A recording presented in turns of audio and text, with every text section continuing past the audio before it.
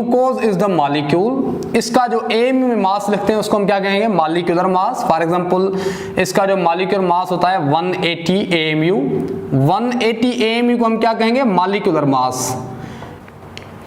जी student, hello student, अस्सलाम वालेकुम।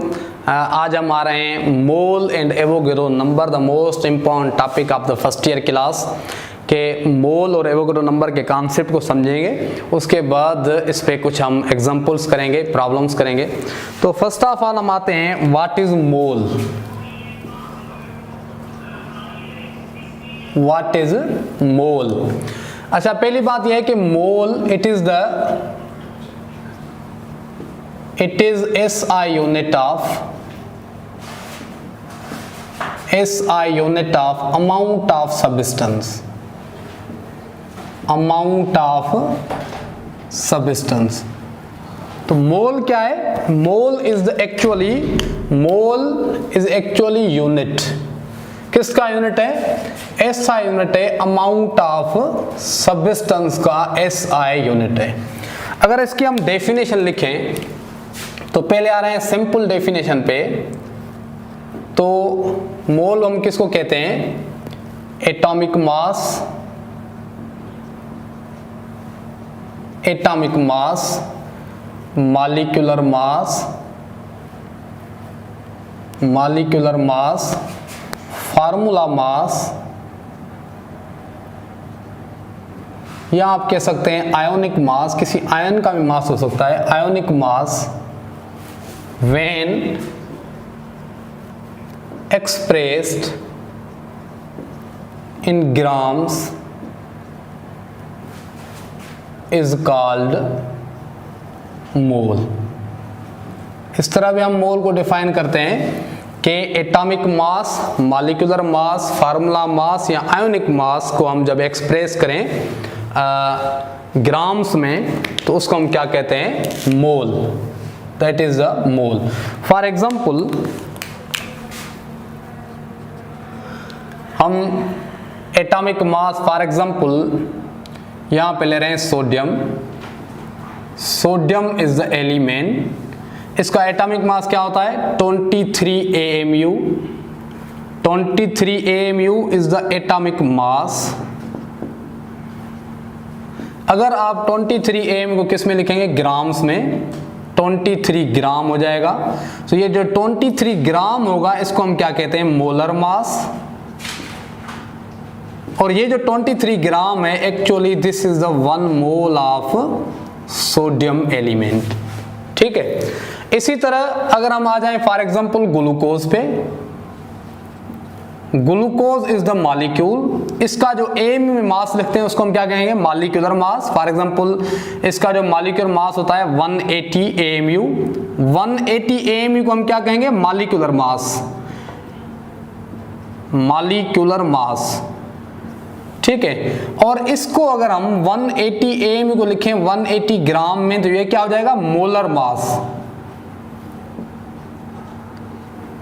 और मोलर मास जो होगा 180 ग्राम, इसका मतलब है कि ये जो मास है ये ग्लूकोज के 1 मोल का मास है and this is a 1 mole of glucose. याद रखें कि मॉलिक्यूलर जो मास होता है वो ग्लूकोज के एक मॉलिक्यूल का होता है, जबकि मोलर मास जो होता है वो ग्लूकोज के एक मॉलिक्यूल का नहीं होता। ठीक है। इसी तरह हम आ जाएं फॉर एग्जांपल, ये हमने एग्जांपल ले लिया एटॉमिक मास का, मॉलिक्यूलर मास का। फॉर एग्जांपल सोडियम क्लोराइड है, NaCl, table salt. Sodium chloride का आपको पता है जो मास होता है वो कितना होता है? 58.5 AMU। इसको हम क्या कहते हैं? इसको मॉलिक्यूलर मास तो नहीं कहते, इसको हम कहते हैं फार्मूला मास, क्योंकि सोडियम क्लोराइड आयनिक कंपाउंड है जिसमें मॉलिक्यूल नहीं होते। सो this is the formula mass. इसको हम क्या कहेंगे? Formula mass. लेकिन अगर हम इसको 58.5 AMU को हम क्या लिखें? ग्राम में, तो ये हो जाएगा सोडियम क्लोराइड का मोलर मास और यही होगा इसका 1 मोल। ठीक है। इसी तरह हम आप किसी आयन पे चले जाएं, for example hydro oxide ion है, हाइड्रो ऑक्साइड आयन है, OH- आयन। इसका अगर मैं मास लिखूं तो ये होगा 16 ऑक्सीजन का 1 हाइड्रोजन का, यानी 17 AMU। अब 17 AMU को आप क्या कहेंगे? That is the ionic mass of hydroxide ion. अगर इसी आयोनिक मास को मैं लिखूं 17 ग्राम में, तो ये क्या हो जाएगा? Molar mass of that ion. और इसको हम क्या कहेंगे? इसका 1 मोल। तो ये मेरे ख्याल में डेफिनेशन क्लियर हो गई कि when atomic mass, molecular mass, formula mass और ionic mass expressed in grams, that will be called as a mole. So this is the mole of the sodium. ये सोडियम का मोल हो गया 23 ग्राम। ये हो गया ग्लूकोज का मोल 180 ग्राम। ये हो गया सोडियम क्लोराइड का मोल 58.5 ग्राम। और ये हो गया हाइड्रोक्साइड आयन का मोल 17 ग्राम। तो एक डेफिनेशन ये हो गई कि मोल। दूसरी जो स्टैंडर्ड डेफिनेशन है मोल की, वो क्या है? Second definition of mole. Second definition ये जो है, ये स्टैंडर्ड डेफिनेशन है, आयुपेक डेफिनेशन है मोल की। मोल को हम इस तरह लिखते हैं कि amount of substance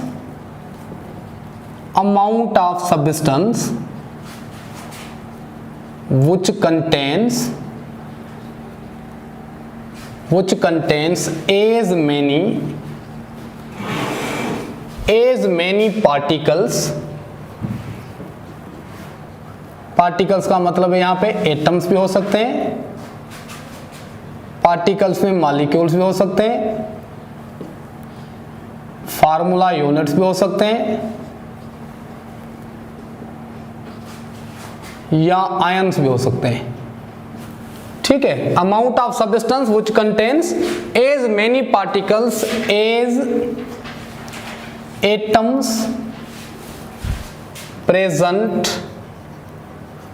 in 12 gram of carbon 12 isotope.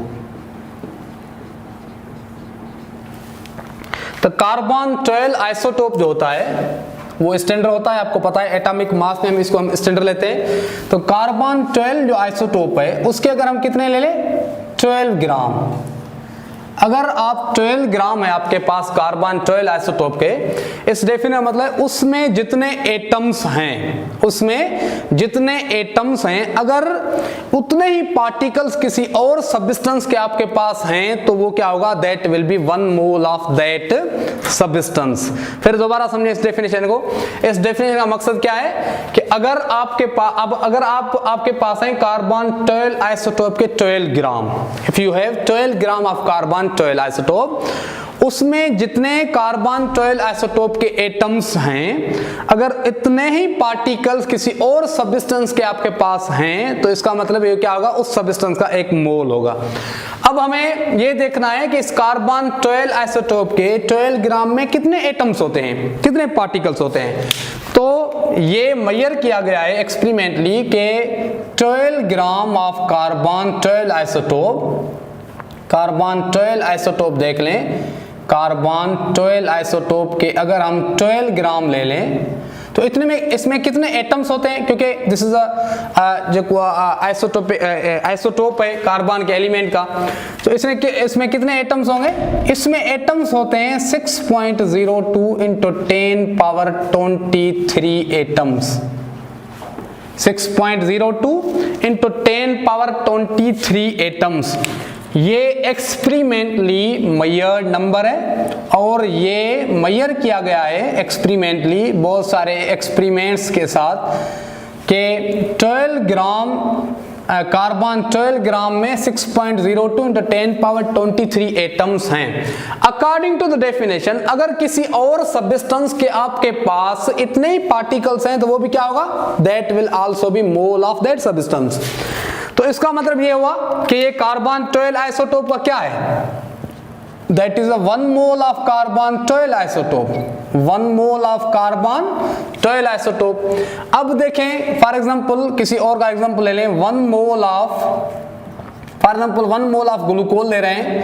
1 mole of glucose यानी C6H12O6 अगर ले लें आप, तो हम ये पढ़ के आए हैं कि अगर इसके मॉलिक्यूलर मास को ग्राम में कन्वर्ट कर लें तो क्या होगा 180 ग्राम, दैट इज अ मोल।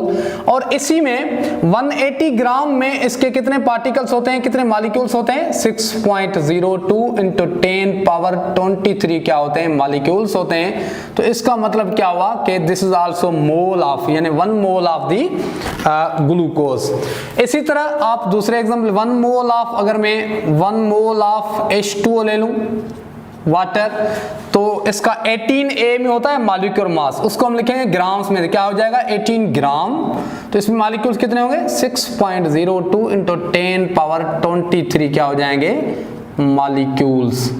तो याद रखें कि ये जो नंबर है इसको हम क्या कहते हैं, this number is called the Avogadro's number, this number is called Avogadro's number. इसको हम शो करते हैं Na से, this is a Avogadro's number. Now what is Avogadro's number, अगर हम यहां पे लिख लें व्हाट इज एवोगैड्रोस नंबर, जिसको हम रिप्रेजेंट करते हैं Na से, एवोगैड्रो नंबर क्या होता है, number of particles, number of particles, particles में एटम्स हो, आयन्स हो, मॉलिक्यूल्स हो, number of particles present in 1 mole of any substance, 1 mole of any substance, किसी भी सब्सटेंस के 1 मोल में जितने भी पार्टिकल्स हों उसको हम क्या कहते हैं, एवोगैड्रो नंबर। और वो जो एवोगैड्रो नंबर होता है वो कितना होता है 6.02 into 10 power 23, this is a Avogadro's number. ये पार्टिकल्स होते हैं, ये पार्टिकल्स होते हैं किसी भी सब्सटेंस के 1 मोल में। अब यहाँ पे हम एक एग्जांपल ले रहे हैं, जिस तरह हम कॉमन लाइफ में इस तरह का यूनिट हम यूज करते हैं डजन, ठीक है, डजन भी एक यूनिट है जो अमाउंट ऑफ सब्सटेंस को रिप्रेजेंट करता है, लेकिन डजन हम कॉमन लाइफ में यूज करते हैं, और that is not SI unit of the amount of substance but mole is the SI unit of the amount of substance. अब फॉर एग्जांपल आपको कहा जाए कि 1 डजन ऑफ बुक्स, कितने बुक्स होंगे 12 बुक्स। 1 डजन ऑफ पेंसिल्स, कितने pencils होंगे 12 pencils. 1 dozen of eggs, 1 dozen of eggs 12 eggs. तो यहां पे हम क्या कह रहे हैं कि किसी भी सब्सटेंस के 1 डजन में कितने पार्टिकल्स हैं 12, दैट इज अ फिक्स। किसी भी सब्सटेंस के 1 डजन में कितने पार्टिकल्स हैं, किसी भी सब्सटेंस का 1 डजन ले लो, पार्टिकल्स कितने होंगे 12 बुक्स। अगर पेंसिल्स हैं तो 12 पेंसिल्स, अगर एग्स हैं तो क्या होंगे 12 एग्स। तो इसी तरह हम ये कह रहे हैं कि किसी भी आप सब्सटेंस का 1 मोल ले लें, 1 इवन मैं लिखूंगा 1 मोल ऑफ एग्स, तो कितने एग्स होंगे 6.02 इंटू 10 पावर 23। अगर मैं लूंगा 1 मोल ऑफ कार्बन एलिमेंट, तो कितने एटम्स होंगे 6.02 इंटू 10 पावर 23 एटम्स, ठीक है। अगर मैं लूंगा 1 मोल ऑफ H2O मॉलिक्यूल, तो कितने मॉलिक्यूल्स होंगे 6.02 इंटू 10 पावर 23 क्या होंगे मॉलिक्यूल्स होंगे। यहाँ पे क्या हो गए एग्स, यहाँ पे क्या हो गए एटम्स, और यहाँ पे क्या हो गए मॉलिक्यूल्स, यहाँ पे हो गए क्या मॉलिक्यूल्स। तो अगर आप इन दोनों यूनिट्स को कंपेयर करें तो this is also unit for the counting of the objects, this is also unit for the counting of the objects। लेकिन ये जो यूनिट होता है ये होता है जो बड़े ऑब्जेक्ट्स होते हैं, जो मैक्रोस्कोपिक ऑब्जेक्ट्स होते हैं, उनकी काउंटिंग के लिए यूज होता है। जैसे 1 डजन ऑफ बुक्स हो गया, 1 dozen of pencils, 1 dozen of eggs. लेकिन जो मोल है वो जो प्रैक्टिकल यूनिट है वो है स्मॉल पार्टिकल्स के लिए, एटम्स, आयंस, मॉलिक्यूल्स के लिए ये जो है सुइटेबल यूनिट है। अगर आप इस यूनिट को यहाँ पे शिफ्ट करें, इस यूनिट को यहाँ पे शिफ्ट करें, इसका मतलब ये हुआ कि डजन को मैं यूज कर रहा हूँ स्मॉल पार्टिकल्स के लिए, और मैं मोल को यूज कर रहा हूँ फॉर एग्जांपल बिग पार्टिकल्स के लिए। तो देखें आप क्या होता है, फॉर एग्जांपल अगर आपको कहा जाए कि 1 dozen of carbon atoms, 1 dozen of carbon atoms का मतलब क्या हो जाएगा 12 एटम्स। अब 12 एटम्स इतना छोटा सैंपल है, आप इसको देख भी नहीं सकते। इसका मतलब है प्रैक्टिकली आप छोटे पार्टिकल्स के लिए छोटे पार्टिकल्स के लिए प्रैक्टिकली आप डजन वाला यूनिट यूज नहीं करते, क्योंकि आप अगर आप कहेंगे 1 dozen of molecules, 1 dozen of atoms, 1 dozen of ions, तो प्रैक्टिकली 1 डजन ऑफ एटम्स को हम देख नहीं सकते, 1 डजन ऑफ मॉलिक्यूल्स पे 1 डजन ऑफ मॉलिक्यूल्स को हम डील नहीं कर सकते। लेकिन यहाँ पे कहा जाए 1 मोल ऑफ कार्बन एटम्स, वो हो जाएगा 12 ग्राम, और 12 ग्राम कार्बन एलिमेंट के सैंपल के साथ हम स्टडी और डील कर सकते हैं। अगर आपको कहा जाए 1 मोल ऑफ एग्स, मतलब कि ये जो 1 मोल है, ये जो यूनिट हम मोस्टली यूज करते हैं स्मॉल पार्टिकल्स के लिए, अगर हम ये बिग पार्टिकल्स के लिए या मैक्रोस्कोपिक जो ऑब्जेक्ट्स हैं उनके लिए हम यूज करें तो फिर किस तरह होगा। 1 मोल ऑफ x का क्या मतलब होगा 6.02 into 10⁻23x। और आपको पता है ये नंबर बहुत बड़ा नंबर है, अगर सारी दुनिया की जो हैंस हैं वो मिलकर भी x देना शुरू कर दें फिर भी 1 मोल ऑफ x आपको नहीं मिल पाएंगे। तो 1 mole is a suitable unit for the small particles and dozen is a suitable unit for the macroscopic objects. तो इसलिए ये भी एक यूनिट है जो हम स्मॉल पार्टिकल्स के लिए क्या करते हैं, यूज करते हैं। तो जिस तरह किसी भी सब्सटेंस के 1 डजन में 12 पार्टिकल्स होते हैं, इसी तरह किसी भी सब्सटेंस के 1 मोल में क्या होते हैं 6.02 into 10⁻23 पार्टिकल्स। तो ये था मोल और एवोगैड्रो नंबर का एक कॉन्सेप्ट। ये जो नंबर होता है किसी भी मोल के, किसी भी मोल में जो नंबर ऑफ पार्टिकल्स होते हैं, नंबर होता है, इसको हम कहते हैं एवोगैड्रो नंबर, जिसका वैल्यू होता है 6.02 into 10⁻23। तो हम आगे चल रहे हैं मोल एंड एवोगैड्रो नंबर में। तो मोल एंड एवोगैड्रो नंबर जो है, मोल इज रिलेटेड विथ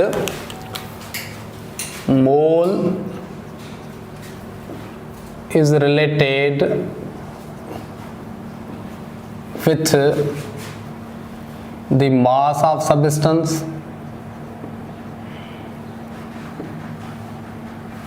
ठीक है, quantity of substance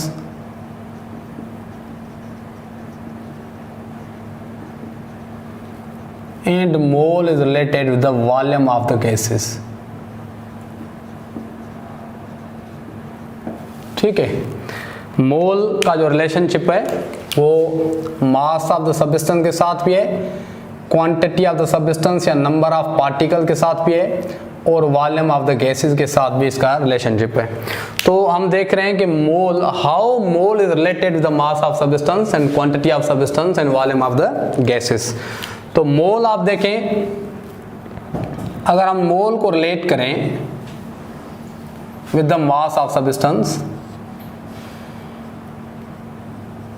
mass of substance,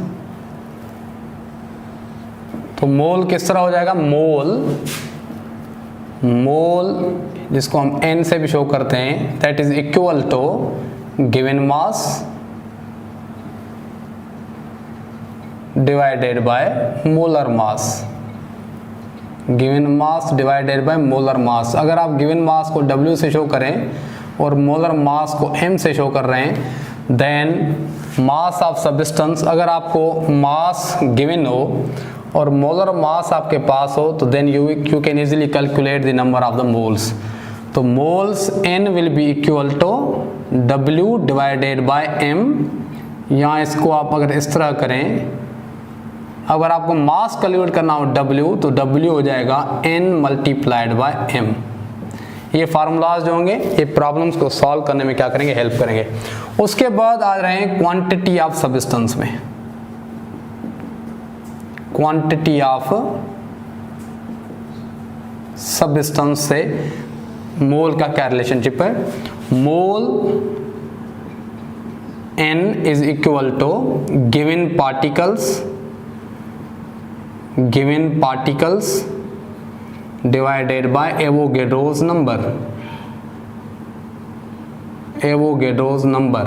given particles को अगर हम n से शो करें और एवोगैड्रो नंबर को हम शो कर रहे हैं Na से, तो रिलेशनशिप क्या हो जाएगा, mole will be equal to n divided by Na। यहाँ अगर इसको आप इक्वेशन को रीअरेंज करें तो अगर आपको पार्टिकल्स मालूम करने हो, मोल्स मिले हुए तो क्या करेंगे, n particles will be equal to n multiplied by Na। ठीक है। उसके बाद हम आ रहे हैं वॉल्यूम ऑफ द गैसेस पे। वॉल्यूम ऑफ गैसेस के लिए हम क्या करते हैं, mole n will be equal to given volume divided by molar volume, given volume क्या है उसको हम v से शो कर रहे हैं। मोलर वॉल्यूम का आपको पता है कि वैल्यू फिक्स है 22.4 क्यूबिक डेसीमीटर। तो यहाँ पे इक्वेशन क्या हो गई, मतलब कि फार्मूला क्या हो गया, number of moles will be equal to v divided by 22.4 cubic decimetre. अगर आपको वॉल्यूम आपसे पूछे मोल देकर तो फिर क्या करेंगे आप, v will be equal to n into 22.4 cubic decimetre. तो ये फार्मूलाज हैं। अब इसको अगर हम इस तरह लिखें कि mole n will be equal to, एक हमने लिखा given mass divided by molar mass, ये भी मोल के इक्वल है। उसके बाद क्या थे, given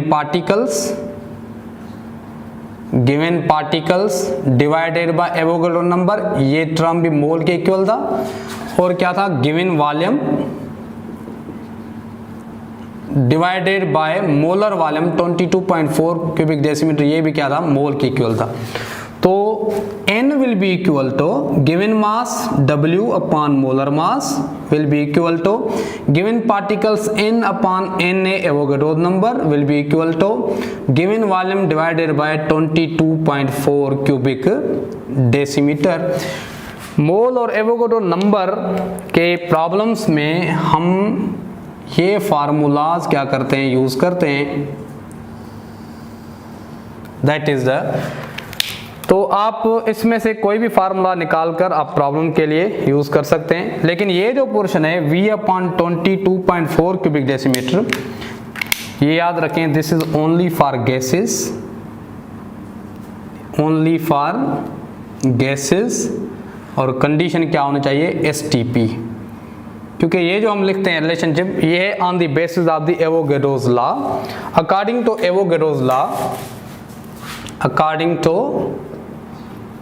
Avogadro's one mole of any gas at STP occupy volume of 22.4 cubic decimetre. किसी भी आप गैस का 1 मोल लें तो वॉल्यूम क्या होगा, STP पे volume will be 22.4 cubic decimetre. यहाँ पे STP का मतलब क्या है, स्टैंडर्ड टेम्परेचर एंड प्रेशर, और यहाँ पे स्टैंडर्ड जो टेम्परेचर है वो कितना है, स्टैंडर्ड जो टेम्परेचर होता है वो होता है 273 केल्विन और 0 सेंटीग्रेड, और स्टैंडर्ड जो प्रेशर होता है वो कितना होता है, स्टैंडर्ड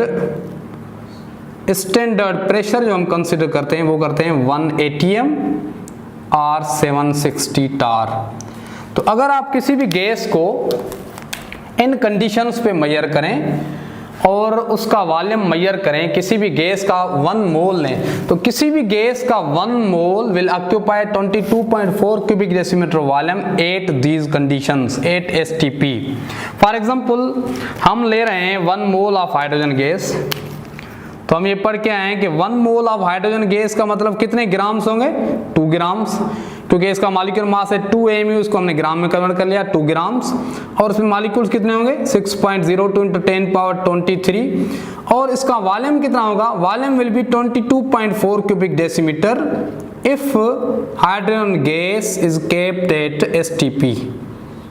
तो ये जो मोलर वॉल्यूम है, 1 mole of any gas at STP will occupy volume of 22.4 cubic decimetre. 1 mole of any gas at STP will occupy volume of 22.4 cubic decimetre. ये हमने यहाँ पे रिलेशनशिप हमने कंसिडर किया है। इसको हम मोलर वॉल्यूम भी कहते हैं। 22.4 क्यूबिक डेसीमीटर हम क्या कहते हैं, molar volume. This is called the molar, जैसे molar mass, this is the molar volume. तो ये जो फार्मूलाज हैं मोल के, इनको हम प्रॉब्लम्स में किस तरह यूज़ करते हैं ये हम नेक्स्ट लेक्चर में इंशाल्लाह डिस्कस करेंगे, प्रॉब्लम्स और एमसीक्यूज़ को डिस्कस करेंगे। फ़िलहाल इतना काफ़ी है।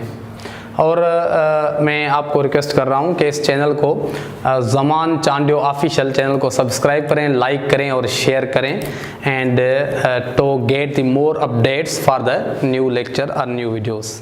थैंक यू, अल्लाह हाफ़िज़।